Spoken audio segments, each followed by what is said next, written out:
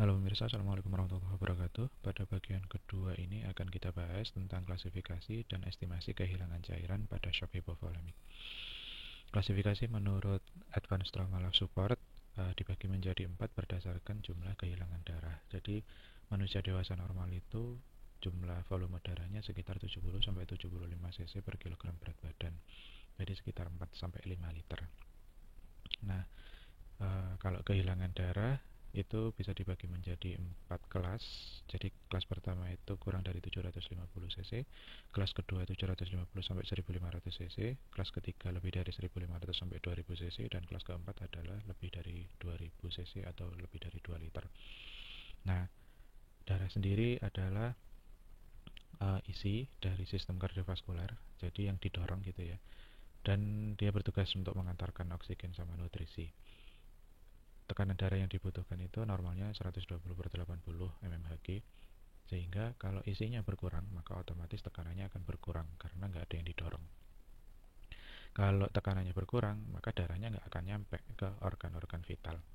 Kemudian saat tekanan darah turun, jantung akan mengkompensasi dengan bekerja lebih cepat, bekerja lebih keras dengan meningkatkan jumlah denyutnya selama per menit atau sampai kondisinya teratasi. Nah, saat kondisi shock, maka tubuh akan memilih untuk mengutamakan organ-organ vital agar orangnya tetap hidup, sehingga mengorbankan daerah-daerah tepi atau perifer atau distal, sehingga ujung-ujung jari akan terasa dingin karena kurang suplai darah.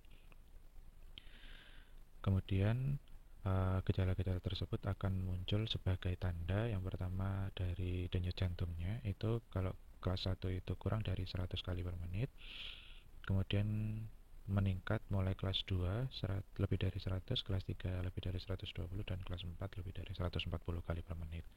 Kemudian tekanan darahnya itu mulai menurun pada kelas 3, kemudian kekuatan denyut itu menurun mulai kelas 2, kemudian CRT atau capillary refill time itu yang normalnya kurang dari 2 detik saat kita menekan kuku, kembali merahnya itu kurang dari 2 detik, ini menjadi tertunda.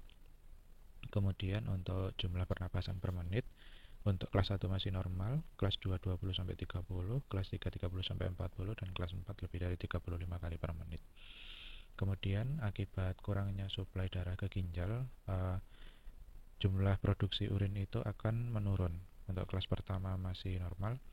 Kalau normalnya itu kan sekitar per jamnya itu 1 sampai 1,5 cc per kilogram berat badan. Jadi sekitar 40 sampai 75 cc per jam ya. Jadi untuk kelas 1 masih normal, untuk kelas 2 mulai menurun 20 sampai 30, kelas 3 5 sampai 15, dan kelas 4 kurang dari 5 cc per jam.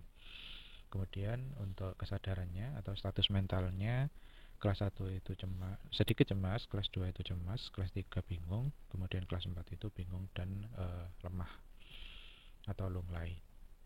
Nah, seluruh tanda-tanda ini harus bisa diamati oleh perawat, karena nanti yang memantau dan mengobservasi itu perawat.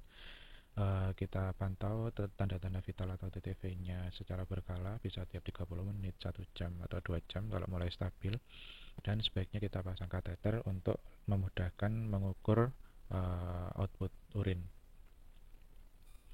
Selanjutnya, estimasi defisit cairan menurut Pierce itu sekaligus membagi dehidrasi menjadi 3 derajat, ringan, sedang, dan berat.